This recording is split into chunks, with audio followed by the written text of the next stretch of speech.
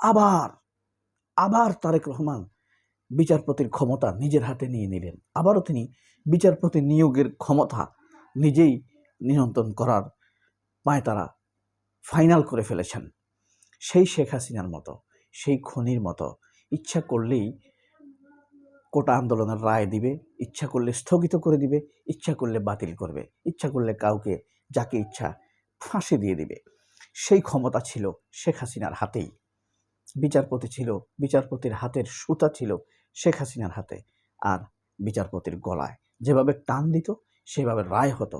তারেক রহমান আবারও ক্ষমতায় আসতে না আসতে সেই ক্ষমতা নিজের হাতে নিলেন। ইচ্ছা মতো রায় দিবেন, ইচ্ছা মতো স্থগিত করবেন, ইচ্ছা মতো ফাঁসি দিবেন, ইচ্ছা মতো বিচারপতি বাতিল করবেন, ইচ্ছা মতো নিয়োগ দিবেন। আমরা অতীতে দেখেছি এভাবেই আদালত চলত। সেই বিষয় নিয়ে যখন আব্দুল হান্নান মাসুদ তুমুল প্রতিবাদ করেছিল, আমরা জেনজির প্রতিনিধি হিসেবে আমাদের সর্বকনিষ্ঠ সংসদ সদস্য, তখনই সালাউদ্দিন আহমেদের হৃৎপিণ্ড জ্বলে উঠেছে। যখনই হাসনাত আবদুল্লাহরা গর্জে উঠেছে, তখন আন্দালিব রহমান ব্যর্থ প্রার্থদের মগজ জ্বলে উঠেছে। অব দ্য রেকর্ডে গিয়ে হাসনাত আবদুল্লাহকে আবার হুমকি ধামকি দেবার চেষ্টা করেছে, শাসানোর চেষ্টা করেছে, বোঝানোর চেষ্টা করেছে।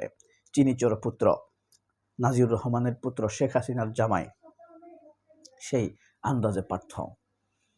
আবার যখন জামায়াতের আমির এই বিষয় নিয়ে প্রোটেস্ট করে, প্রতিবাদ করে, তখন তাকে অপদস্থ করে মাঝখান দিয়ে পয়েন্ট অফ অর্ডার ঢুকিয়ে দেয়, তার বক্তব্যের মাঝখানে থামিয়ে দেয়।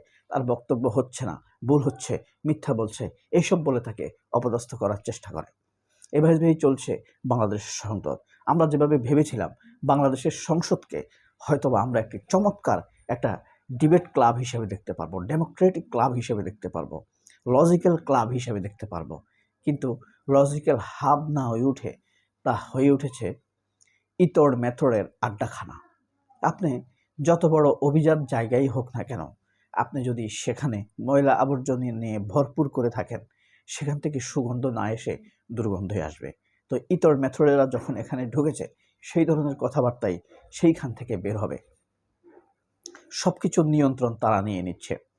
বাংলাদেশ ব্যাংকের গভর্নর বলেন, দুর্নীতি দমন কমিশন বলেন, ইউনিভার্সিটির ভিসি বলেন, মঞ্জুরি কমিশন বলেন, সব তাদের কথা মতোই চলবে। এইসব জিনিসগুলোই সামনে রেখে আজকের দৈনিক আমার দেশ সেইভাবে একটি রিপোর্ট করেছে। বিচারপতি নিয়োগের ক্ষমতা ফের যাচ্ছে সরকারের হাতে। শেখ হাসিনার সময় যেভাবে ছিল, এখনও ঠিক সরকারের নিয়ন্ত্রণ করবে, অর্থাৎ তারেক রহমান নিজেই নিয়ন্ত্রণ করবে। বিচারপতির উপর সকল ক্ষমতা তার হাতেই থাকবে। সুপ্রিম কোর্ট সচিবালয় অধ্যাদেশ সহ 4টি রহিত করা হলো। অধ্যাদেশ পাশের জন্য উত্থাপন, অনুমোদন পাচ্ছে না গণভোট, দুদক সহ 20 অধ্যাদেশ। জামায়াতের নোট অফ ডিসেন্ট 20টিতে 16 অধ্যাদেশ যাচাই বাছাই করে উত্থানের সুপারিশ। প্রেসিডেন্ট ট্রাম্পের বক্তৃতায় পুরনো বাগাড়ম্বর। 133 অধ্যাদেশ নিয়ে সংসদীয় কমিটির রিপোর্ট। ইরানের বোমা হামলা করে গ্রেপ্তার যুগে ফিরিয়ে নেওয়ার হুমকি, প্রস্তর যুগে। ট্রাম্পের ভাষণের পর ইসরায়েলের ক্ষেপণাস্ত্র হামলা চালায় ইরান। হামের টিকা দিতে ব্যর্থ ডক্টর ইউনূসের সরকার। তবে সবচেয়ে চমৎকার খবর আজকের, গতকালকের ঘটনা, সেটা হলো ট্রাম্প যখন গরম ভাষণ দিয়েছে, তার কিছুক্ষণের মধ্যে ইরান সেই ভাষণের অভিবাদন জানিয়েছে ইসরায়েলে ক্ষেপণাস্ত্র হামলার মাধ্যমে। নট অনলি ক্ষেপণাস্ত্র হামলা, this is called missile wave. মিসাইলের ঢেউ নিক্ষেপ করেছে, কয়েকশো মিসাইল একসাথে নিক্ষেপ করেছে। বিটিভির ডিজিটাল সম্প্রচার শিখতে বিদেশে যাচ্ছে 21 তথ্য কর্মকর্তা। বাংলাদেশের তথ্যমন্ত্রীকে সর্বোচ্চ সংখ্যক ফেক ফটোকার্ড আমাদের দেশের। আদানিদের বিদ্যুৎ কেনার চুক্তি বিষয়ে সালিসি আদালতে যাওয়ার চিন্তা।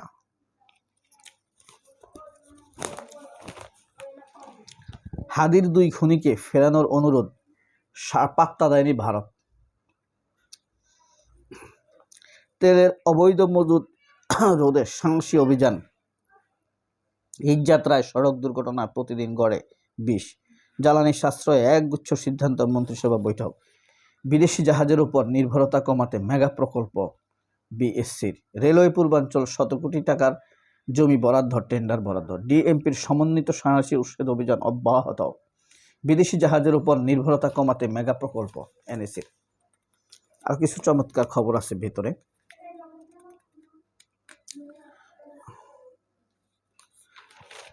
ইলিয়াস আলী হত্যাকাণ্ড আনপানিশড যাবে না, সংসদে স্পিকার। বিভিন্ন সমস্যার সমাধানে আশ্বাস প্রধানমন্ত্রী। বরিশাল বিভাগে আলোচনায় 4 নারী নেত্রী।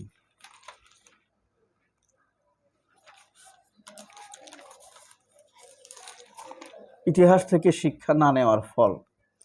হরমুজ ভূরাজনীতির অগ্নিপথ। জেলা পরিষদ উন্নয়ন না পুনর্বাসন। আহম খালিদ হোসেন। মফস্বল সাংবাদিকতার সংকট।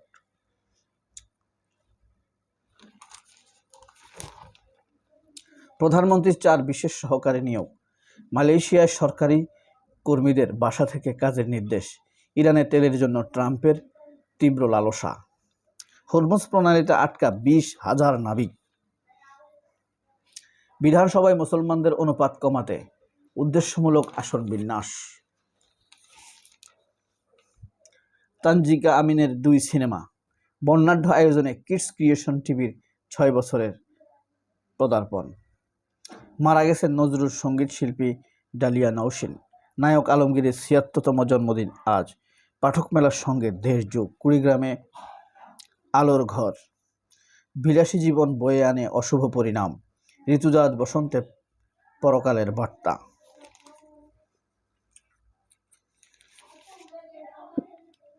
নীতিগত জটিলতায় ইলেকট্রনিক শিল্পে বাড়ছে আমদানি নির্ভরতা। বিশ্ববাজারে এবার সোনার দামে ধস। গোমতীর বেড়িবাঁধ সংস্কারে অনিয়মের অভিযোগ। নিশ্চিত পানি উন্নয়ন বোর্ড।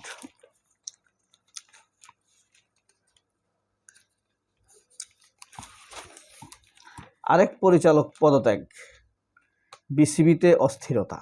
জানুয়ারিতে ইশতিয়াক সাদেক, মার্চে আমজাদ হোসেন, এপ্রিলে ফয়সাল আশিক বিসিবি। দারুণ জয়ে এশিয়ান গেমস বাছাই শুরু হকি দলের।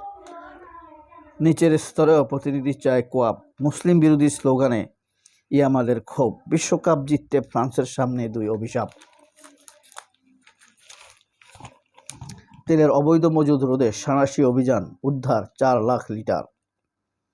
4 লাখ লিটার তেল অবৈধ মজুদ থেকে উদ্ধার করেছে। রেলওয়ে পূর্বাঞ্চলের 100 কোটি টাকার জমি বিনা টেন্ডারে বরাদ্দ। ঢাকা সিলেট রুটে 18 ঘন্টা পর ট্রেন চলাচল স্বাভাবিক। এই ছিল আজকের আমার দেশের খবর। সবাই অনেক ভালো থাকবেন। আল্লাহ হাফেজ। সালাম আলাইকুম।